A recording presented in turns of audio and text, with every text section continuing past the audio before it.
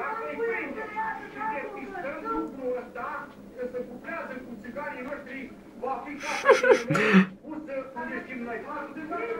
Nu trebuie să cuplează cu țiganii noștri. Trebuie să știm dacă e căsătorit, are copii, este mai în vârstă, este un om cu copii, cu familie, cum se o strică? O ținuoacă de 20-25 ani. Nu-și dă seama acum să crește 40 ani, nu se poate știe că știe toată lumea. Că noi nu ne cumplăm cu așa ceva. Bă, ești nebun. Bărbatul a furat din casă mai multe bijuterii din aur și 10.000 de euro pe care i-a cheltuit cu amanta, spun rudele. Face românțile care n-are ce mânca și tot pe stradă unde face la coală, profită de bărbatul nostru, de țigan.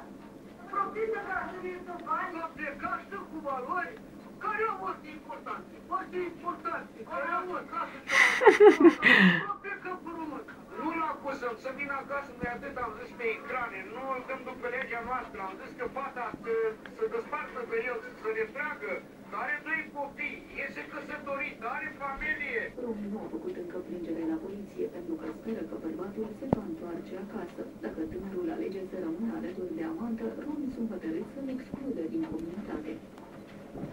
3 persoane din Arad care urmau să comercializeze droguri